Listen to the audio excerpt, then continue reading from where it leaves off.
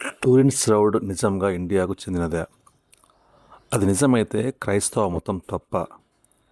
ఈ విషయంపై సోషల్ మీడియాలో చాలా వార్తలు వస్తున్నాయి. కానీ నిజమేమిటో తెలుసుకుందాం.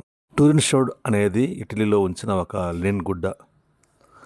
ఆ గుడ్డపై ఒక మనిషి చిత్రం కనిపిస్తుంది. ఆయన శిలువ వేయబడినట్టుగా కనిపిస్తుంది.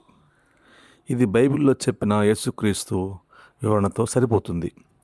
చాలామంది దీన్ని యేసు యొక్క సమాధి వస్త్రమని నమ్ముతారు. కానీ శాస్త్రవేత్తలు ఇంకా పరిశోధనలు చేస్తున్నారు. ఇప్పుడు కొన్ని పోస్టులు వైరల్గా మారాయి. అవి ఏం చెప్తున్నాయంటే, ఈ శ్రౌడ్ అనే వస్త్రము ఇండియాలో తయారైంది అని. వారి వాదన ఏమిటంటే, ఈ గుడ్డ నేసిన విధానం భారతీయ పాత వస్త్రాలతో పోలి ఉంది. కానీ ఒక పోలిక ఉంటే అది నిజమైన సాక్ష్యమా? 1988లో చేసిన కార్బన్ టెస్టింగ్ ప్రకారము ఈ గుడ్డ మధ్యయుగానికి చెందినదని చెప్పారు. కానీ తర్వాత పరిశోధనలు ఆ నమూనా కలుషితమై ఉండవచ్చని సూచించాయి. అలాగే ఈ గుడ్డ నేసిన విధానము హెరింగ్ బోన్ మధ్య ప్రాచ్యంలో కూడా ఉండేది, ఇండియాలో మాత్రమే కాదు.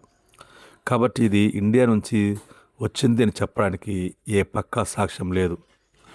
ఒకవేళ ఈ శ్రౌడ్ నిజం కాకపోయినా దాంతో క్రైస్తవ మతం కూలిపోతుందా? అసలు కాదు.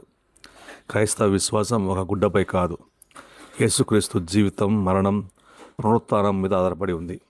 అవి అనేక చారిత్రక ఆధారాలతో ఉన్నాయి. నిజం ఎప్పుడూ పరీక్షను భయపడదు. కానీ సాక్ష్యం లేకుండా వచ్చిన వార్తలు మనల్ని తప్పుదోవ పట్టించవచ్చు. కాబట్టి ఏదైనా నమ్మే ముందు అడగండి, దానికి సాక్ష్యం ఏమిటి? ఇలాంటి నిజమైన బైబిల్ సందేశాల కోసం మన ఛానల్ని సబ్స్క్రైబ్ చేయండి.